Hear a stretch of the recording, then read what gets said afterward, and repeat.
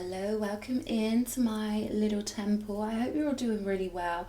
You know what's so funny is how people think spirit works versus how spirit actually works. I've been nagged by spirit to use these DC comic book cards and they're full of superheroes. So I'm curious why it's this deck over all other decks that I'm being told to do a reading with. Interesting stuff. Let's dive on in there, Cherubim Royale, and we'll see what's going on. Okay. What's the message, Spirit? What's the message? I'm getting Raphael, Angel Raphael. There's one beginning with the letter A, an angel whose name begins with the letter A. And we've got the High Priestess coming out first on the table. Purple smoke could be relevant. I've got my purple light on. They're telling me purple smoke. It's relevant to this reading. Someone's being the superhero of their own life. Whoa, why are these falling out? Knight of Pentacles, Two of Pentacles. Might shuffle them back in. They just literally lifted themselves up out of the deck. King of Cups here. Okay. Someone's accessing an elixir. This High Priestess, High Priest energy. You are accessing a potion. Now, essentially, the potions that I speak of are the energies that shape our consciousness and create reality. So it's almost like your consciousness has elevated through something emotional, some sort of emotional trial that you passed. You saw through the illusion, you saw it how it truly was, and once your mind hit that angle of consciousness, bang, it's like it opened a safe. I keep being shown things of, funnily enough, it's like this electricity, this sort of blue-white light. Very icy, a very icy white, and they're showing me a safe that is icy white in colour, gleaming, bright. I'm hearing you have control over a master timeline now. King of Pentacles. Okay, you're bringing this elixir to the earth. Grounded, look at this. This was coming up in a reading for me the other day. Earth, air, fire, water, ether, whatever. You guys know, like what I'm saying. All the elements connecting you to the etheric realm. And male or female, you are a master of this. Hearing calling. This is your calling. And you're sat in your seat now. You're on your throne now. They're giving me the feeling of someone in a really comfortable chair. Solid. This is the energy being really comfy, getting in where you fit in, being in the right positioning, on your throne. Position of authority is what I'm getting here. There's that energy of that elixir that you've accessed that I was picking up on at the beginning of the reading. You're bringing this energy to earth and you're flowing it out to others. And you pass the illusions. Look how ordered this card is. It's a Seven of Cups. But these are ordered cups. Everything's flowing perfectly. And this is a column of stability, surrounded by more columns of stability. So your stability on your throne with the etheric elixir you're bringing through is benefiting others. You don't have to physically see people for this to be the case. This is happening non-physically just because you are incarnated in this realm. This will happen without you even leaving the house. But when you physically connect with people, it is a gift. So maybe you're someone who keeps yourself to yourself quite a lot because your energy will have a major effect on other people's timelines and their energy will have a major effect on you because you are a master of timelines. A person who has authority over a major timeline. Page of Cups energy. Ten of Swords. So there could be some old friendships. There could be friendships that you're noticing are fading out of your life. Done. I'm getting done, done, done, done, done, over and over. So many things are done for you now. You may not have physically moved house, but this is you metaphysically moving, positioning in a way that means you won't be able to connect with the same people in the same way anymore. A totally new phase where you will be expecting differently from the universe, expecting different kinds of allies to pop up, people who are aligned to you. But there's this need to be very careful, because people will instinctively feel on a very subconscious level that you are somebody they can't quite grasp, they can't quite box you. Yeah, the High Priestess is not a boxable person. You can't reduce her with your linear mind, or him, whatever. You can't reduce a High Priestess with linearity. You can't just use the left brain. So people may have been trying to do that to you. The humans, the human minds, they always scramble to put you in a category, and you are uncategorical. You are non-categorizable. So there's a lot of people that I feel like have tried to categorize you. And people can do this. They'll flow energy at you in a certain way, and they expect you to respond in the way that suits them, therefore forcing you into a position in the arena of their life. And I'm getting, you can't do this anymore. You have to hold this positioning. But there are background mechanisms. If we keep on operating the way people want us to operate, playing a role for them, I don't know, there's something here about you cannot be what other people want you to be. There could be people reaching out and they want you to fulfill a certain role. And Spirit's like, this is your number one role. This is who you are. The work you're doing in the background is monumental. Without having to see people, you could be lifting the frequency of the consciousness realm that we call Gaia just by existing on this plane. And if you speak to the wrong person and they drag you onto their timeline, or they force your hand when it comes to who you are, they force you out of your positioning, nah, that won't do. It's in these people's best interest that you maintain your positioning, even if it's got to be a background role, rather than feeling like you're helping people by connecting in the physical, when in fact that would ruin your signal. Your signal here is the most important thing. So you can't operate just like any other being. You're doing spiritual work that affects everything we could imagine, everything we can fit in our consciousness.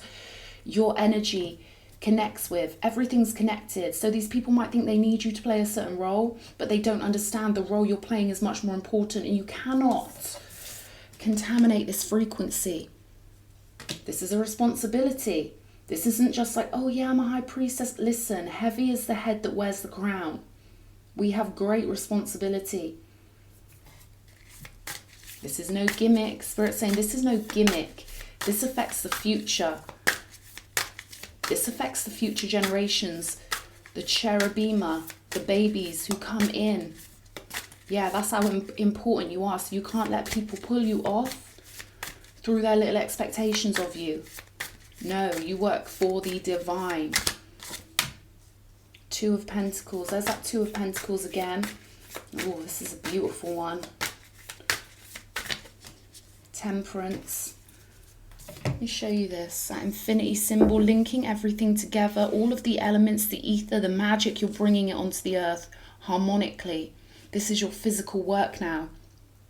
It's getting more physical.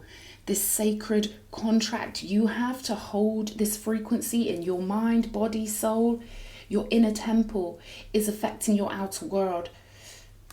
And this is a position of responsibility to hold this frequency. Again, he's pouring something from above onto the ground. Magic I'm getting, pure magic. So this new role, Ace of Pentacles, may require you, I say a new role, but this is almost like you becoming consciously aware of this role you hold is going to anchor in a new perspective for you, where everything starts to become real. Everything that was in the background of your mind, everything that you thought about magic, you're going to see it turn outwards now. but they're saying it's really important for you to maintain this positioning. You will have to shift how you deal with people, how you operate with people, because this sacred contract is your top priority, nothing else. And if one person can take you off of this high priestess positioning, it will affect the whole world. No one person is that important for the whole world to suffer, is what I'm getting here. You could have a few attention-seeky kind of energies that sense what you are. They naturally want to be curious about your power or curious about you because you're different. Say no, don't let one little one pull you off of this positioning. Stay on your comfy seat, keep it cushy, treat yourself like the most priceless luxury. The Chariot, yeah, and the Queen of Swords. So this is about you keeping your energy very protected, staying behind closed doors if needs be. Libran energy, this is justice energy, goddess energy. This is you doing things for the greater good, despite what people socially may think of you. Magic doesn't necessarily mix with people who run on science, who put all their faith in the left brain, in the yang realm. People who want to essentially crap on the yin realm, crap on goddesses. They want to take away the goddess power, the yin realm power, by reducing us down to science and telling us our faith and our divinity is worthless because it cannot be reduced and put in a box. We're working for the non-physical, for the world that came before this physical world. And you're one of the pillars, you're one of the anchors for this to be possible, for us to combine both of the worlds in a beautiful way, for us to stop accepting the rules of the ones who only believe in the physical and who mock those who know in the non-physical power. So this is priority here. Big priority message for somebody. We're anchoring in the power of the non-physical and we're doing it beautifully. The Chariot, Page of Pentacles, Judgment. We're really doing this in the physical. We're really bringing in more magic, more harmony. This beautiful divine elixir is flowing through you. Okay, show me the High Priestess. Page of Wands. This came up in a previous reading, representing not just your bloodline, but the non-physical. And these are in harmony, these are in tandem. Everything's lining up. The priorities on any genetic or familial level, mixing with the divine will, is giving you this perfect spiritual synthesis. And this should be exciting for you. Lovely and exciting to hold this new positioning. I just feel like when we find out who we are on a magical level, it's so tricky sometimes to mix it in with the world. We've got the Five of Cups here. Let's get another one. Yeah, okay. Dejectedness. I feel like in the past, anytime you found out anything magical about yourself or anytime you felt magical, it led you down a road that felt like a dead end. You know when we... Oh, how do I put this? You know when we expect others to see the magic in life like we do, and then most people just want to squash our magic, or life ends up kind of kicking our ass because of our magic? Well, this is an end to that, is what I'm getting. King of Cups again with the Five of Cups. Now our magic is meeting with the physical platform it needs for us to actually be magic and not be disappointed every time we try. So this is the time for victory. Neptune keeps coming up really strongly in my readings.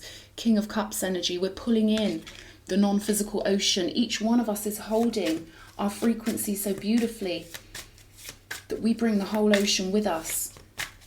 Particularly my yin realm goddesses, you are the conduit, you are the power.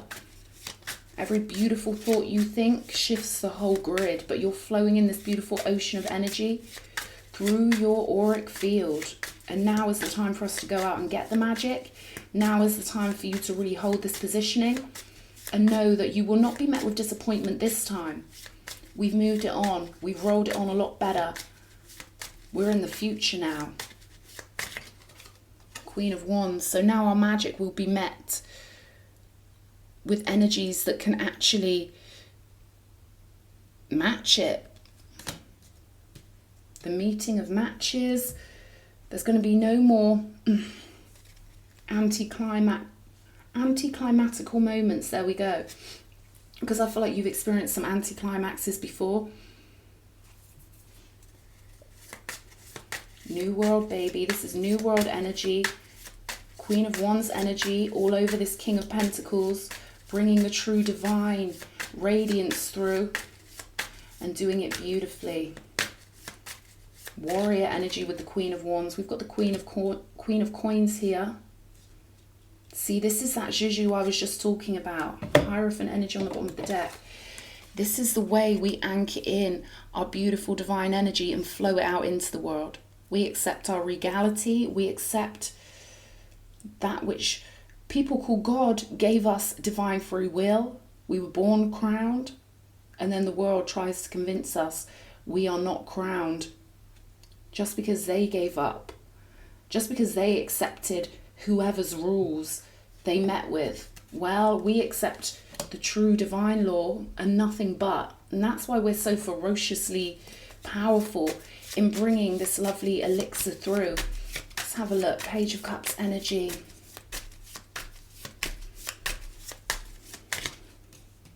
Knight of Cups. Yeah, see, we've got a dolphin on this card and someone coming with a cup. They're going to try and bridle and control your magic, okay? This is very subconscious in most humans, although there are energies that are psychically tuned to sabotage you, or they have opposing ideals compared to you. Yeah, Page of Coins. We've got Death on the bottom of the deck. You're going to have a lot of offers here. Page of Cups, Knight of Cups, Page of Coins. Because the minute your signal shifts, you don't have to call anyone, you don't have to tell anyone, you don't have to do anything. You radiate out a signal and then bang, people get the psychic memo. They want what you've got. They want to tame you. They want to control your power. God doesn't want this. Your higher self doesn't want this. Your ancestors don't want this. You're doing your job perfectly. So don't be surprised if loads of people come knocking or ringing or messaging you. They want what you've got and they're not allowed it. There's an end to this pathway here. Ten of Swords. New pathway. Crown on. Ass comfy in your seat. The Magician. And this is what a magician does. This is what a high priestess does. We can't give up our magic to fit other people's expectations of us. No way. There's that Two of Coins again. Look at all this infinity you're bringing in.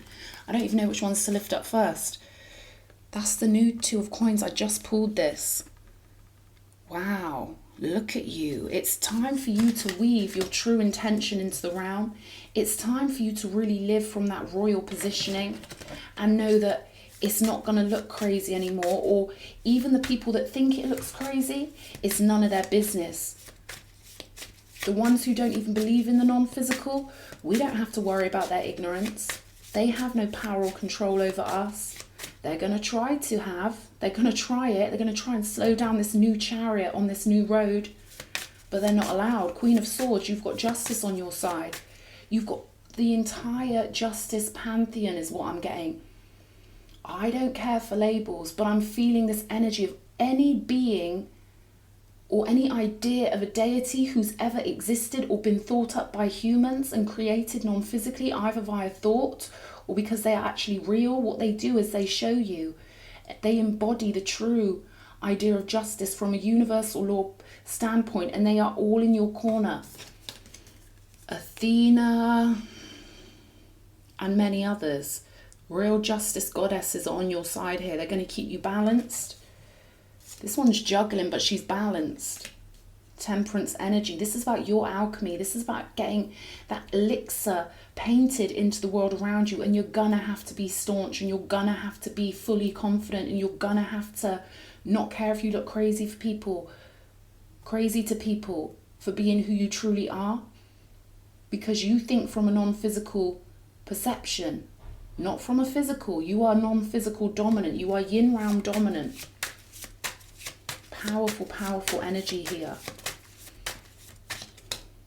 The moon. So not everyone can have a piece of you. Not everyone can have what you've got. This is about you staying balanced. There's those two coins showing up again. There's going to be demands placed on you. But your objective is to shut out any non-allies to your cause.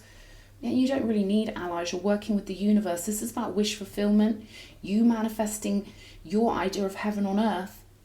Really implementing your ideas on a unique personal level. That's the work. That's the divine artistry, the divine creation.